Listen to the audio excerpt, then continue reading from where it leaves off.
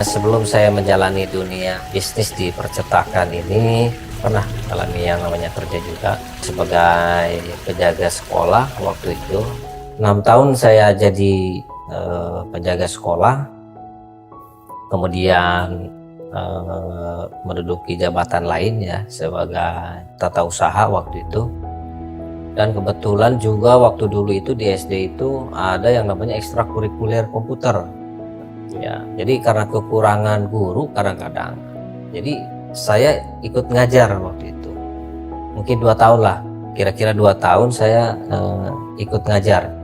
Jadi guru yang di kelas itu yang bagian teorinya ada, nah saya bagian di dalam ruangan prakteknya 2 tahun.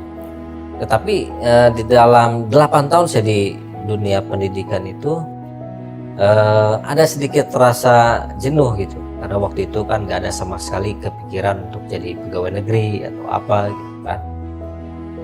Akhirnya sambil berjalan itu ya kita sambil belajar desain kan. Lama-lama ada order 1-2 kita sambil bekerja di sekolahan. Akhirnya saya memutuskan untuk mandiri karena waktu itu memang saya pikir berkembangnya akan di luar. Kita mulai buka di rumah, terima order di rumah hanya dengan modal spanduk. Sering berjalan kita menambah karyawan gitu ya. Sampai yang tadinya karyawan itu hanya 2 orang, kalau sekarang itu udah 10 orang lah.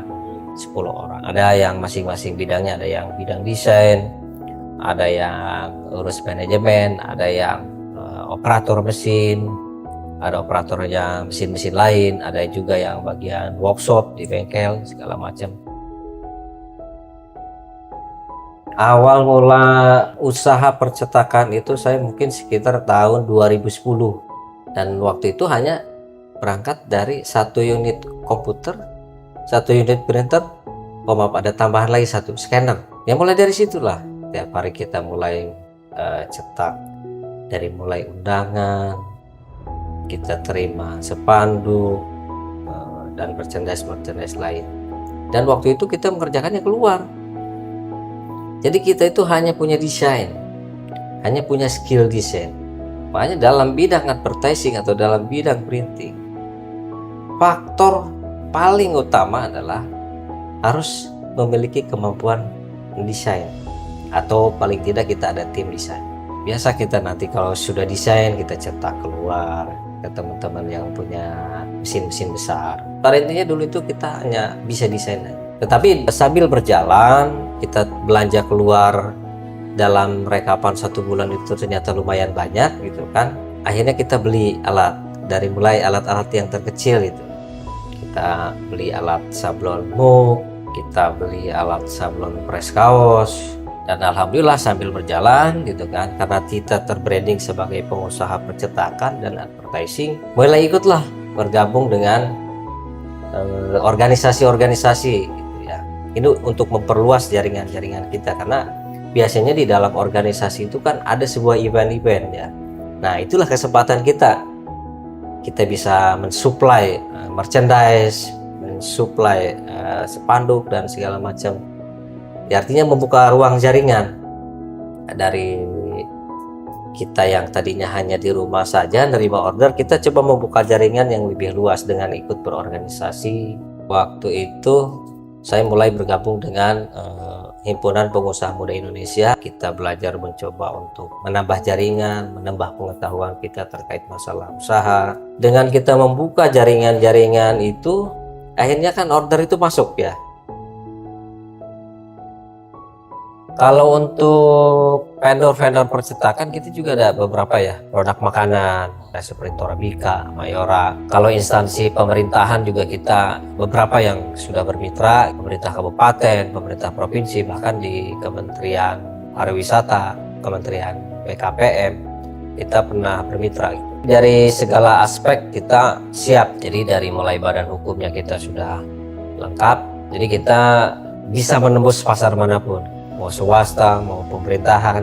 Kalau untuk di digital printing sendiri kita ya ada beberapa produk ya, memang kebutuhan promosi publikasi.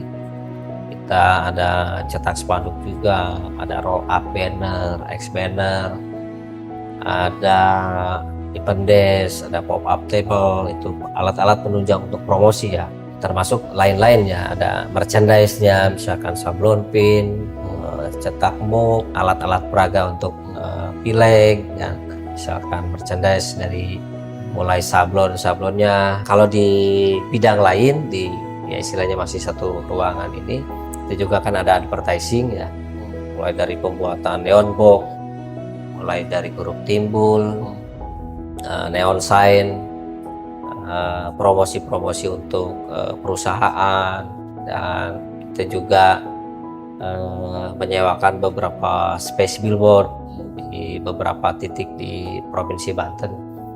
Kita juga sudah ke arah itu gitu. Dan untuk mungkin usaha yang beristirahat itu 2 tahun itu hanya di event organizer. Kalau event organizer kita masih beristirahat lah. Nah, kita dulu sempat di sana, alat-alat kita juga lengkap, cuma ya karena pandemi ini kan tidak boleh ada keramaian, jadi untuk usaha event organizer itu kita istirahatkan dulu. Dan ya alhamdulillah masih terbantu dengan percetakan, masih terbantu dengan advertising. Kalau untuk di Kabupaten Tangerang sendiri masih terbuka peluang untuk teman-teman yang lain juga untuk berusaha di bidang ini, dan memang itu sangat-sangat dibutuhkan oleh konsumen-konsumen kita di Kabupaten Tangerang. Karena Kabupaten Tangerang ini kan kota 1000 industri. Setiap industri pasti butuh promosi publikasi. Sekolah butuh promosi publikasi. Instansi juga butuh promosi publikasi. Artian peluang-peluang percetakan ini masih terbuka lebar. Ya paling kalau kita tuh sedihnya gini ya, ketika ada lagi, kalau lagi rame-rame gitu kan, misalnya, atau misalkan lagi masa pileg atau pilkada, kita kadang-kadang misalkan cetak spanduk 100 gitu misalkan ya, karena kita kejar waktu kan, tiba-tiba yang 100 ini nih, salah cetak misalkan, yang tadinya harusnya A jadi U. Itu aja kan sangat berdampak ya. Itu kadang-kadang kita suka down gitu kan. Ya memang itu tadi namanya usaha ya, ada resiko lah. Kadang-kadang kita resiko gagal cetak ini yang kadang-kadang kita bikin pusing juga kan. Mending kalau sedikit, coba kalau yang 100 lembar 200 lembar kadang-kadang puyeng juga.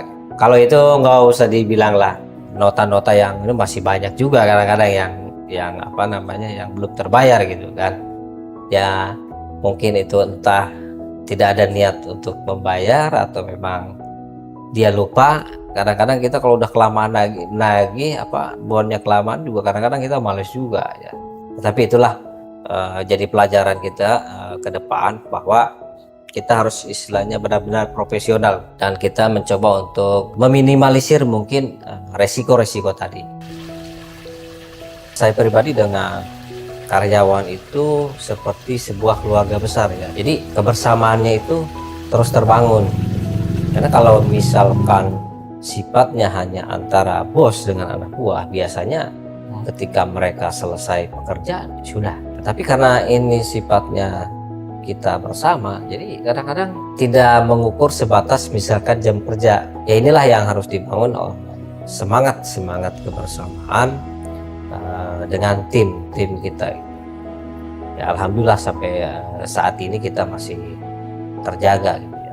Jadi gini kan, kita kan tidak membatasi lah kepada karyawan-karyawan kita itu untuk berkreasi. Kita biarkan mereka berkreasi, mereka belajar. Sekarang kan belajar itu mudah ya, tinggal kita lihat beberapa di internet gitu kan, misalkan membuat desain atau misalkan membuat merchandise lain. Yang penting semua karyawannya ada kemauan lah, atau misalkan ada yang kira-kira harus kursus atau apa gitu, bisa kita biayai gitu. Itu semata-mata untuk meningkatkan profesionalitas mereka, yang berdampak kepada itu tadi meningkatnya pemasukan kita.